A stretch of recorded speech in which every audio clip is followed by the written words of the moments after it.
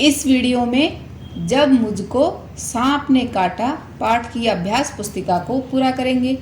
नमस्कार सभी को, हिंदी कला केंद्र में आपका स्वागत है। अगर आप इस चैनल पर नए हैं तो पहले इसको सब्सक्राइब करें व बेल आइकन को दबाना ना भूलें ताकि नए वीडियो का नोटिफिकेशन सबसे पहले आपको मिले। बच्चों, इस पाठ का अर्थ व इसके अभ्यास प्रश्नों को आप मेरे इन दोनों वीडियो में देख सकते हो, जिनका लिंक नीचे दिया हुआ है। तो ये एक कहानी थी जिसको हमने इसके पार्ट 1 में पढ़ा व समझा था। ये एक कहानी थी जिसमें लेखक ने अपने बचपन की एक घटना का वर्णन इस कहानी के माध्यम से हमें करके बताया था। तो इसको हमने इसके पार्ट 1 में पढ़ा व समझा था। इस समय हम इसकी अभ्यास पुस्तिका को पूरा करेंगे। शब्दों के अर्थ पढ़ो और याद करो। तो पाठ में कुछ कठिन शब्द आए थे, उनके अर्थ को आपको याद करना है और अभ्यास पुस्तिका में लिखना है। तो अहाता का अर्थ है आंगन, अद्भुत का अर्थ है अनोखा, कराहना का अर्थ है दर्द में मुंह से आवाज़ निकालना, बर का अर्थ है एक प्रकार का कीड़ा, भेंट का अर्थ है किसी को कोई चीज़ प्यार से देना, चुपचाप का अर्थ है शांत।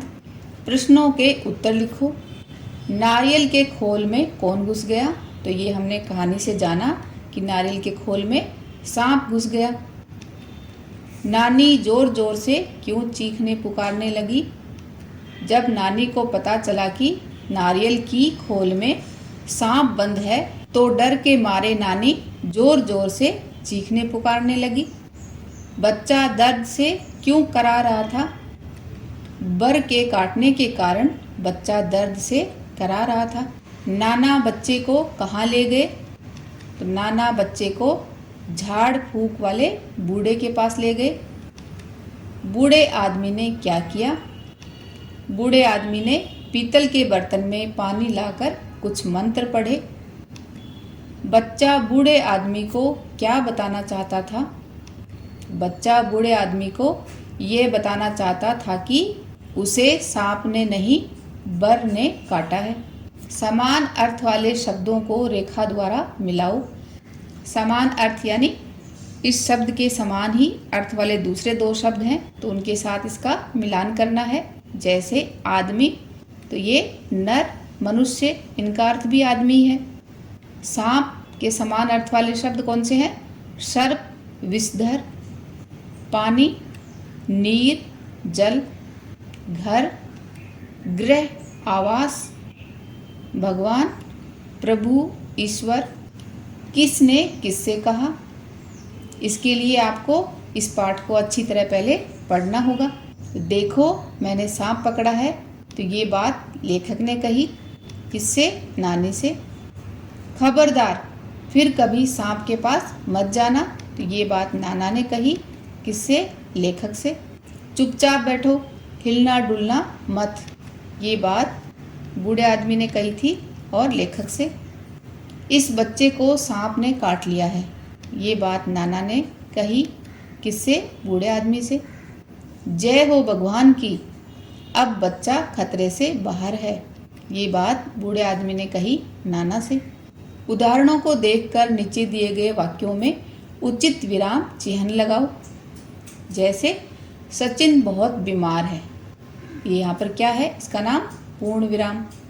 क्या सचिन बहुत बीमार है? तो ये क्वेश्चन मार्क आ गया ना, तो ये हुआ प्रश्नवाचक चिन्ह। ओह, सचिन बहुत बीमार है, तो ये चिन्ह क्या है? विस्मयादिबोधक चिन्ह, जहाँ पे थोड़ा आश्चर्य हो। तो यहाँ पर हमें अब लगाना है। तुम्हें चोट कैसे लगी? तो ये क्या है? प्रश्नवाचक चिन्ह, क्योंकि यहाँ पर सवाल पूछा गया है।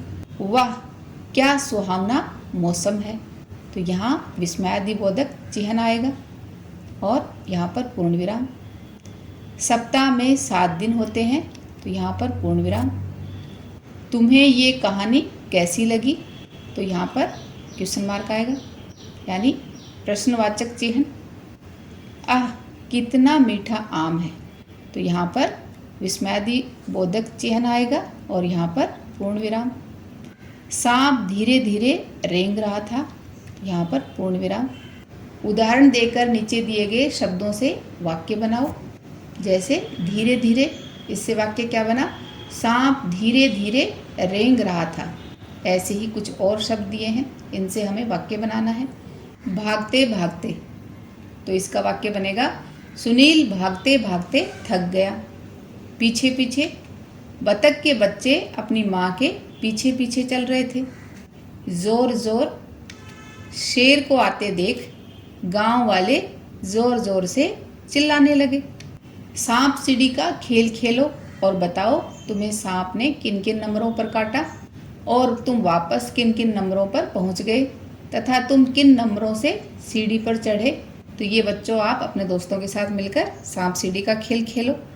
जैसे इस चित्र को देखकर हम बता सकते हैं कि कौन कौन से नंबरों पर सांप ने काटा है। तो ये नंबर हैं, ये देखो 22, 30, 22, 30, 38 और ये रहा 49। और वापस पहुँचे तो जब सांप ने काटा तो 22 से सीधा कहाँ पहुँचे? 7 पर। 30 से 8 पर। 38 यानी 38 से 13 पर और 49 से 15 पर। सीढ़ी चढ़े, कौन कौन से नंबरों से सीढ़ी चढ़े? 3 से, 10 से और 19 से।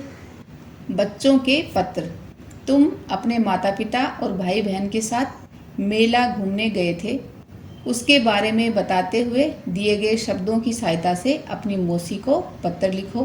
तो यहाँ पर कुछ शब्द दिए हैं, रंग बिरंगे, चूड़ियाँ, भीड़, मेला, मिठाई, झूले, मज़ा, खिलौनों। इन शब्दों को हमें यहाँ पर काम में लेने हैं। तो इसके लिए सबसे पहले हमें अपना पता लिखना है, अपने घर का नंबर, फिर अपनी गली मोहल्ले का नाम और फिर शहर का नाम और दिनांक बतानी है कब ये पत्र आप लिख रहे हो। उसके बाद आदरणीय मौसी जी, नमस्ते, हम सब यहाँ पर ठीक हैं, आशा है आप सब भी ठीक होंगे। पिछले रविवार को हम सब मेला देखने गए थे। मेले में बहुत भीड़ थी, लोग तरह तरह के रंग बिरंगे कपड़े पहने हुए थे। मेले में खिलौनों, मिठाई आदि की दुकानें थीं। कई तरह के झूले भी लगे हुए थे। हमने मेले में बहुत मज़ा किया। अगर आप भी हमारे साथ होती तो और भी मज़ा आता। मैंने मेले में से आपके लिए रंग बिरंगी चूड़ियाँ खरीदी हैं। अब मैं पत्र बंद करती हूँ। घर में सभी को मेरा प्रणाम। आपकी प्यारी बेटी या आपका बेटा। तो यहाँ पर आपको अपना नाम लिखना है। बच्चों, इस कहानी को एक बार फिर से पढ़ो। पाठ को अच्छी तरह से समझने के लिए इसके अर्थ व अभ्यास प्रश्नों वाले मेरी दोनों वीडियो को ज़रूर देखना। बर के काटने पर हमें कौन से घरेलू उपाय करने चाहिए, इस बारे में आप अपने माता पिता से जानो। सुझाव व सुधारों के लिए कमेंट बॉक्स में लिखें। अगर हमारे वीडियो बन ही रहे हैं आपके फेवरेट, तो फिर क्यों ना करें इनको लाइक, सब्सक्राइब और रिकमेंड।